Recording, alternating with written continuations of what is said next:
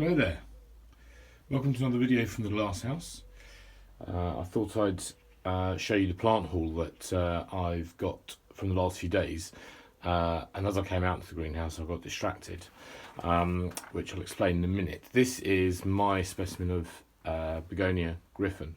I've probably told you before, I think on other videos, that I found it at a garden centre near my mother-in-law's, and it was marked as being £3.99, and when I took it to the till, they only charged me, it was either 99p or £1.99 for it, and it's absolutely flourished in the glass house over the summer. It's been under the bench in the shade, but I absolutely love the warm, and I would say from tip to tip, from that side to that side, it's a good 2 feet wide, and it's doing well. It's probably got slightly fewer leaves than when I bought it. It was a bit more compact and absolutely covered with leaves, but I like it like this. I like these woody stems on the plants and the markings and the sort of almost sycamore shaped leaves are a real favourite with me. I've tried taking cuttings. I've had it about 3 years now, and I've tried taking cuttings twice before. Both failed absolutely miserably, and I think now that was because I was doing it, at the wrong time of year.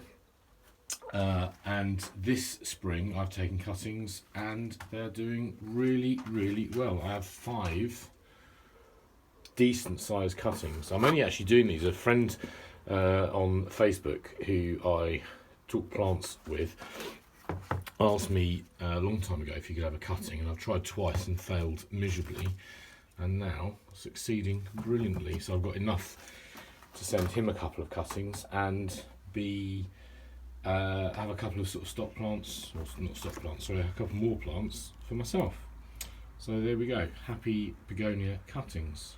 Right, the plant haul. I'll rearrange this and come back with that in just a second. Okay, so I've been on holiday this week and been to visit a few gardens and garden centres as part of the holiday, and seen a few plants that I've brought back with me. This first one here, I'm not a big fan of hairy, furry plants particularly, but this succulent really caught my eye. It's called bear's paws, the proper name being Cotyledon ladysmithiensis. Never ever heard of it before, never seen it before, but I was rather taken with the leaves and the sort of the paw-like quality of them. Very cute. So that'll be potting up in some soil in a different pot later on. I'm not a massive fan of plastic pots, but I'll be potting that up later on. We visited a beautiful garden in Northamptonshire this week called Coton Manor, and they've got a herb garden. If you live nearby and haven't been, it's well worth a visit. An amazing private garden, and great plant sales as well, especially if you like pelargoniums. But we sat in the herb garden at the end and sat next to a herb that, when I read the label, it said it was lemon verbena. Now, I've seen lemon verbena before, and I always thought it was quite a green plant. I was really surprised at how large and how woody this was. When I say green plant, I mean fresh green growth, not a woody plant. And I've only seen them as green, this sort of fleshy plants before, but this specimen was massive, so I bought myself a lemon verbena. And actually, when you look at that, you can see it is quite woody there, and I hadn't particularly appreciated that before. So I'm going to grow that on. I want to grow quite a woody specimen from it, but the leaves, it is a verbena, but the leaves have a strong but delicate, if that makes sense, lemon scent to it. So there we are, a lovely looking plant.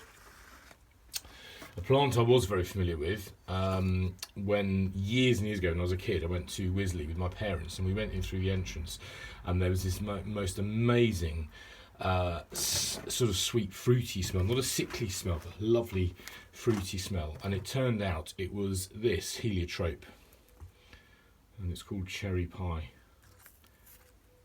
I can't remember if the leaves smell of cherry pie, but the flowers are a sort of a rich purple colour, and in the warmth they smell of glorious cherry pies.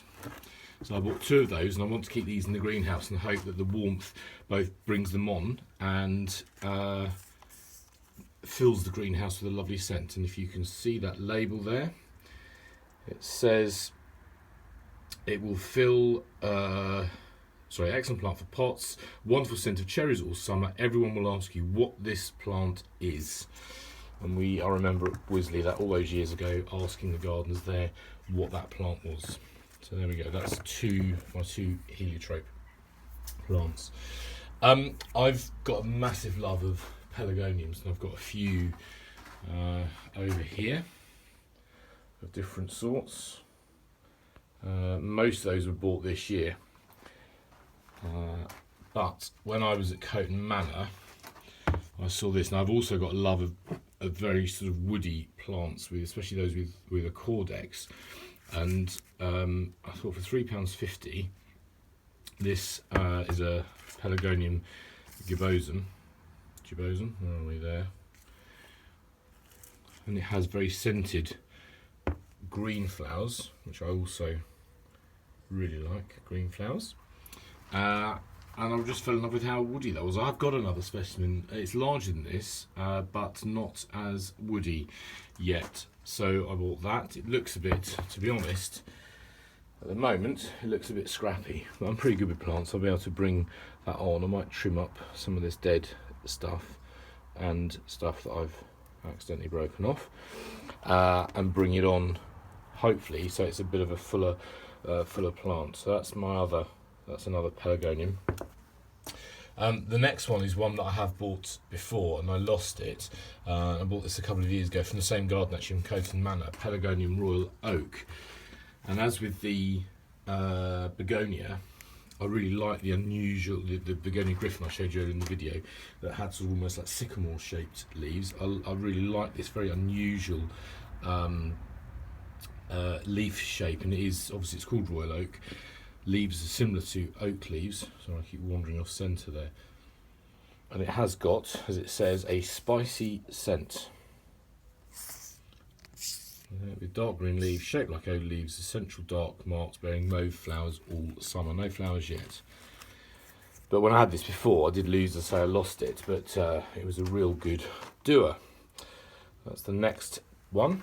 And then the final one is one I haven't had before. But when we were going around Coton Manor, I saw some massive specimens of this Pelargonium papilionaceum, and size of this, you can see if I hold a leaf there, doesn't really do it justice. The plants were huge. They were, I don't know, probably like 3 feet across, I guess, and certainly 2 or 3 feet high. So I need to plant this up into a fairly beefy pot, and again I want to bring this on and have it as quite a big specimen. Same with the lemon verbena. I have run sort of low on medium-sized pots. I've got a few small clay pots, but some large, and some large ones, but I haven't got any of the medium-sized ones, so I'm not really sure at the moment where I'm going to pot that.